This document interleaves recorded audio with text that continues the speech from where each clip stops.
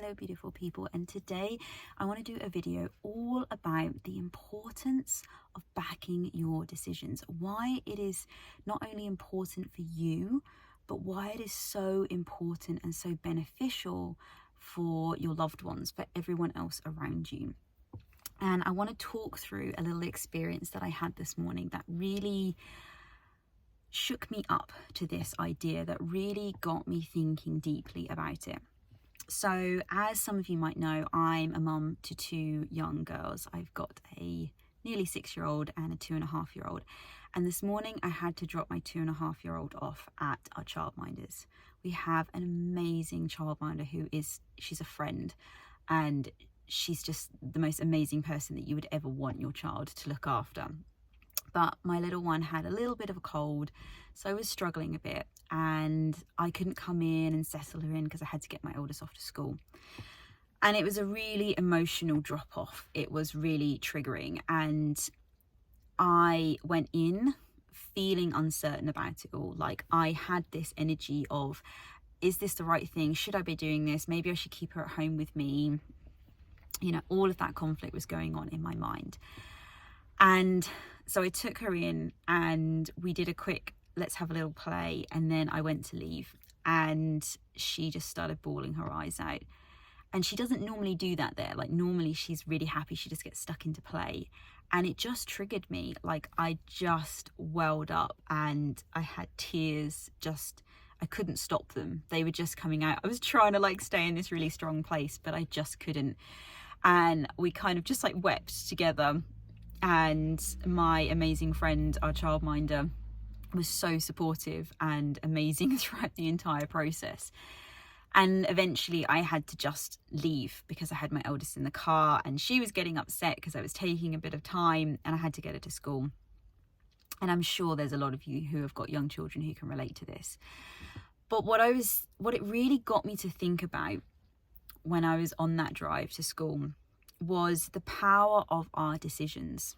And it made me think back to when I was young, when I was probably a little bit older than her, and it was my first few times going to school.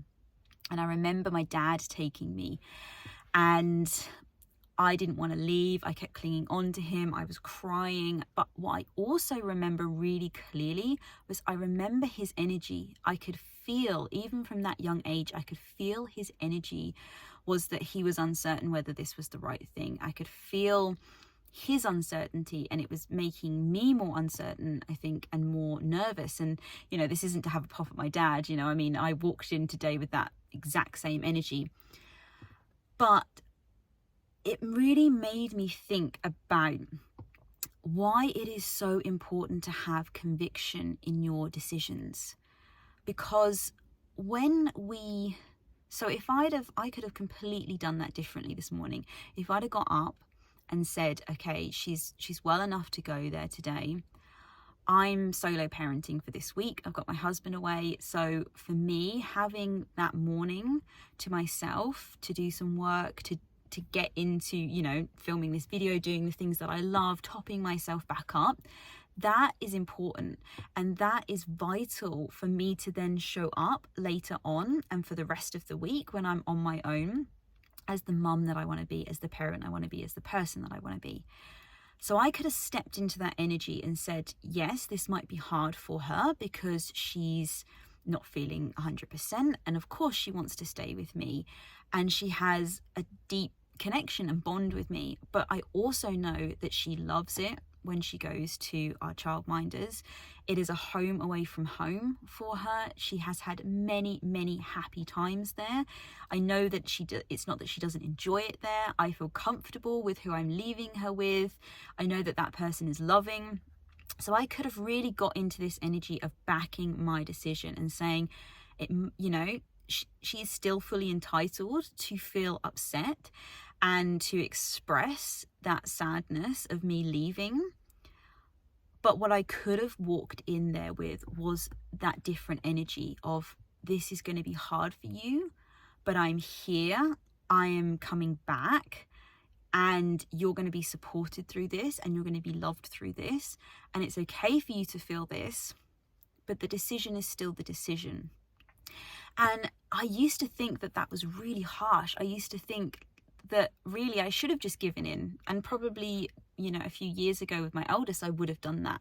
I used to avoid not taking her to places because of that. And really, I suppose it shows for myself how much I've grown in my own level of consciousness, that we need to start understanding that when we prioritize our own mental and physical well-being, we can be so much more of service, of a benefit to everybody else around us, as well as ourselves. Like, I am topping myself up right now by recording this video, by having this time for me. And I know now that later I can pick up my girls, we can have a beautiful afternoon together because I don't need to do anything. I don't really need to even do anything in the house. We've got pizza for tea, we can chill out on the sofa, and I can commit myself to them and I can be present with them and give them me because I've had this time now. And this is why I want to talk about in the video, is that why it is such a good practice to start getting used to backing our decisions that we make. Now, this doesn't mean that you can't change your mind, but there's a big difference between changing your mind on something and wavering in your conviction over a decision that you've made. So it's fine to make a clear, firm decision, and then new information comes into your reality, comes into your life that makes you go, actually, that changes my decision now. But can you see how what you are doing every time you are moving from like one decision to another is you are taking this energy of conviction with you? So it doesn't mean that you have to stay rigid and firm and you can't be flexible and you can't change. It just means that each time you do change, each time circumstances change, you're still bringing that confident energy with you. And what this allows you to do is that it allows you to emit that confidence in your decision. It's almost like stepping up into that leader role, and you allow yourself to emit that onto others. So what my daughter could have felt this morning, it might have even had an impact on whether she got upset about it. Because if I stood there in that very strong place of knowing that this decision was right for me, and ultimately whatever is right for me, as long as I'm being conscious and I'm taking my own physical and mental well-being into mind, that is going to benefit her. Although it might not have been obvious at the time, it is going to benefit her because she's going to get this mum who's not burnt out and agitated and resentful. She's going to get a mum that picks her up later, who's excited, who's fun, who's loving, who's patient, who has time and has presence with her, which, you know, is what any child, is what any of us want from a relationship with another being. So how do we start to get grounded in our decisions? How do we get to this place where we can show up and be the leader of our own decisions, of our own life, and give that confidence to others when we step into that place of leadership of or owning our decisions? So the first thing that is really good to practice is tuning in to your intuition. Now, I created a video, I think it was a couple of weeks ago, that talked all about how you can start to practice getting into your intuition. So that's a really good place to look. But if you want to like dive a bit deeper into intuition. But what we want to do on a basic level is we need to start following that voice, that internal voice that tells us what it is that is best for us, basically. And the best way to do that is to take what comes first. Take the answer that comes to you first. So, for example, when you wake up in the morning, if you ask a question about your day, if there's like a decision that you need to make, what is the first answer that comes into your head? It's a bit like when you take those quizzes to get like personality tests and things like that, and they always say on there, always go with your first answer. And the reason you go with your first answer is because that is 9 times out of 10 more likely going to be the answer that is coming from a higher place, from a place of intuition, rather than a place of analyzing and logic. Because what happens is your second decision is normally the decision that is based around you having thought out all of the conditions, having thought out the path ahead, and trying to analyze which way is the best way forward. And quite often this route, the second answer, can feel like the safest answer because it feels like we've got control when we have this answer come to us. It feels like we've applied logic, we've applied thought to it. It kind of gives us this confidence. But what we need to start learning to do is trusting that first voice. And the reason why it is so hard to trust that first voice is because the answer that we get the first time round might not obviously feel like the right answer. It might feel confusing. It might feel a bit weird, a bit out of place for something you would do. It might be an answer where you don't really see how further on down the line this is going to benefit anything. But the more we start to practice trusting that first answer, the more we start to build trust and we build evidence in our reality that when we do follow that first answer, that first voice that comes into our head when we need to make a decision, that more often than not, we do go down a bit of a weird path. But that path, we end up at the end of the day going, I had no idea that this was going to happen, but I'm so glad it did because actually everything unfolded how it needed to. And so this is the first practice, is to start following that first voice. When we ask a question, when we put that out, unless you don't get anything come back, sometimes you can put a question sort of out into the ether and it can be a bit blank. And if it's blank, leave it. Don't then try and go into that thought mode and try and construct your answer. Just leave it, walk away from it, and know that the answer will come to you, but it's probably not coming to you because you're not fully in a place of allowing it. You've got maybe a bit of resistance there that's stopping that answer from clearly coming through. But if you just walk away from it and take your focus away, then the answer will come to you at some point.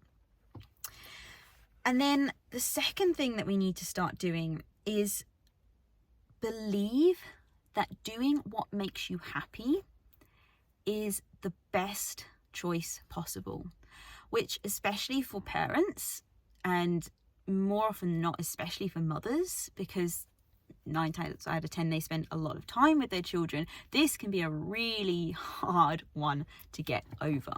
But again, it's a bit like with the intuition. It's about building up that muscle of trust around these things. It's about giving it a go in small doses and slowly starting to build your evidence base that says, actually, when I put myself first, not only do I benefit, but everybody else around me benefits. And the reason they benefit is because they get this happier, more alive, more intuitive, more connected to source you.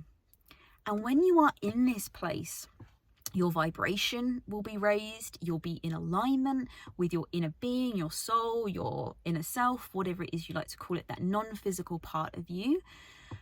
And when you are connected to that, when your vibration is raised, what happens is all those other people that you interact with in your life, your loved ones, your family, your friends, your children, your co-workers, anybody that comes into your field, one, they feel that energy. And quite a lot of the time, just being in your presence can shift their energy. But what it also does is you start to see them in a different light. You only see the good in them. You only see the best of them. And then you behave differently around them because you're in that heightened state of being. And so who wouldn't want to be in the presence of someone who only sees the best in you? But it takes time. It really does. I mean, like this morning, I'm not fully versed in being able to do this practice yet. My energy dropped this morning and my conviction wavered, and this was the result of it. But as much as it was quite a painful experience to go through, I am grateful for the experience because it really has given me a situation, a real life scenario that has emphasized the importance of standing by your decisions, and especially if your decisions are about putting your happiness and putting your well-being first. Putting your well-being first does not mean that you don't care about anybody else. And if you are approaching this from a conscious point of view, it is not selfish at all. When it's selfish is when you really don't care what happens to anybody else. But when you're doing it from a conscious point of view, putting yourself first is you knowing that it benefits everybody else as well. And let's see. Sorry, I was just reading my notes. Trust that if you follow these 2 points, the path. Yeah, okay. So then the last practice, sorry, my notes are a bit fuzzy there. The last practice is that trust that if you followed these first 2 points, so 1, you followed that inner voice that came to you, the first voice, the first answer. 2, if you have followed that voice based on prioritizing your mental and physical well-being and putting your happiness first, then trust that the path that you want, the experience that you want, the outcome that you want will come. It might just come in a way that seems very obscure and very unpredictable. And unfortunately, this is kind of just part of the package of learning to trust our higher self, is that it's not going to come in the way that we think it's going to come. Sometimes it might, but more often than not, it's going to come in a very different way.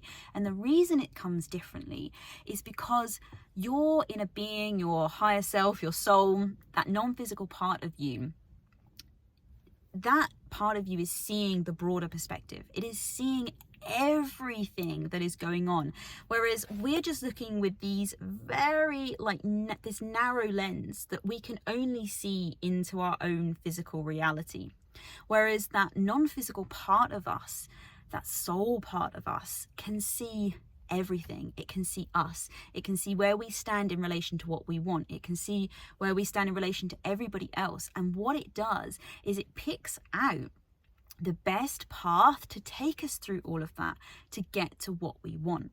Because our inner being, our higher self, our soul is always, always, always, always stood at the place that we want to be.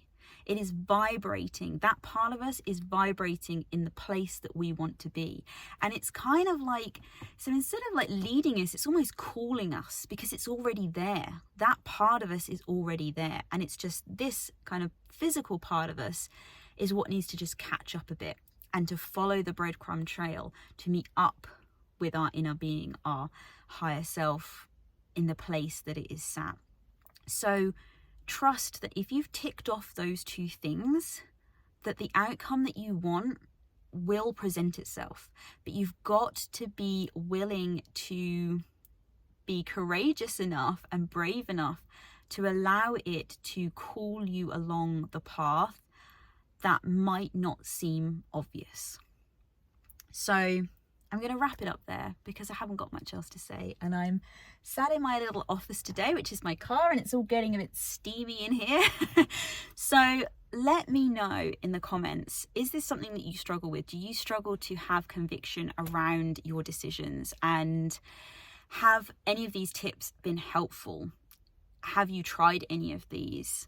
Let me know. And also let me know, are there any other topics that you want me to create videos on? I really love it when I get into that space of co-creating with you guys. I love it when you send me your ideas, because it just sparks my creativity and imagination, and it gets me looking at different topics sometimes that I haven't even looked at. So let me know in the comments if there are other subjects, if there's other areas that you want me to deep dive into and do these kinds of videos for. And for any of you that want to receive more regular expansive transmissions and thoughts and messages of love, empowerment, expansion and consciousness, then check out the description box, because in there you can find a link to sign up for my newsletter so that you can get lots of updates and lots of inspirational messages and thought-provoking ideas. And also, I'm going to be looking to branch out and start creating online courses, to start creating containers to be able to take you through some of these things a bit more in depth rather than just the videos on YouTube. So if you sign up to my newsletter, then you will get first-hand notification of when any of those go live and what I'm doing, and sign up for anything that you're interested in and you want to dive deeper in. So I'm going to leave it there. If you like this video, well, you know the spiel, you know the YouTube spiel, give it a like, subscribe, share it to anybody who you might think benefit from it, and I will catch you in the next video. Have a beautiful day. Bye.